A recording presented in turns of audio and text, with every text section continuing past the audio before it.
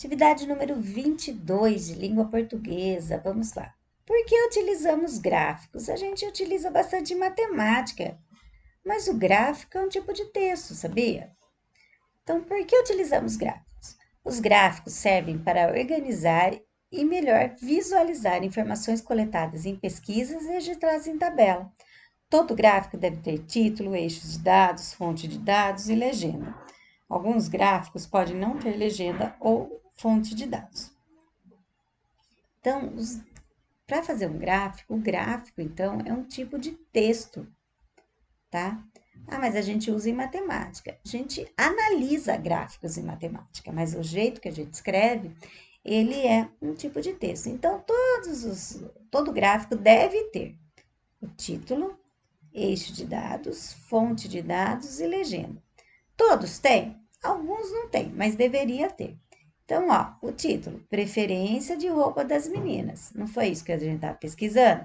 Então, esse daqui é o nosso título. Legenda é quando eu coloco para explicar melhor. Então, ó, aqui eu coloquei como quadradinho, ó, número de meninas, ó. Então, esse aqui seria a legenda. O eixo dos dados seria o que a gente vai colocar tanto aqui quanto aqui, tá? Então, aqui, ó, eixo de dados, coloquei os números, em um lado eu coloquei os números, que é quantidade, né, na vertical, e na horizontal eu coloquei o desenho das roupas, que eu poderia escrever vestido, calça, bermuda e saia. Mas aqui eu preferi colocar desenho. E depois aqui ele citou a fonte, ó, meninas do terceiro ano da escola MP Durval Pinto. Então, esse daqui ele colocou uma fonte, que da onde ele tirou essa informação, tá? Então, vamos pensar. Apesar de utilizarmos mais na matemática, o gráfico é um tipo de texto visual que tem suas características básicas. Há vários tipos de gráfico que são utilizados para uma melhor visualização de dados e informações que queremos demonstrar. Observe agora a tabela abaixo, que também é um tipo de texto. Tabela também é um tipo de texto, viu? E construa um gráfico na página seguinte, utilizando os dados contínuos nela. Na onde? Nessa tabela aqui, ó. A tabela ao lado representa a quantidade de municípios em alguns estados brasileiros no ano de 2002. Esses dados foram obtidos pelo IBGE.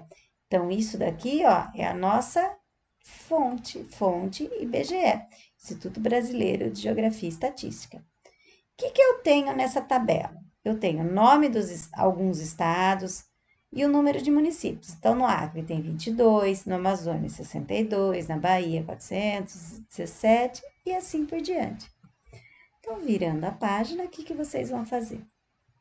Construir um gráfico. Então, título. Qual que é o título? Bom, o título é o mesmo que a gente tá aqui, ó. O que é o título? Quantidade de municípios nos estados brasileiros. Então, esse é o título. Então, o eixo, o que eu vou colocar aqui? A quantidade, tá?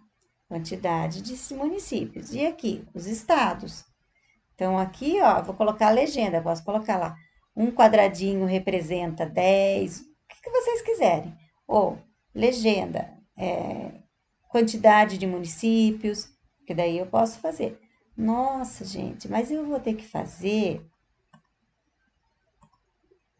até, olha, tem uns aqui que tem 850. Vou ter que fazer até 850? Não, eu posso colocar só os valores, tá?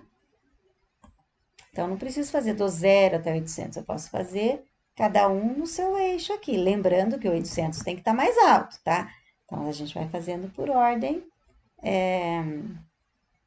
de decrescente. Então, do 0 aqui, ó, opa.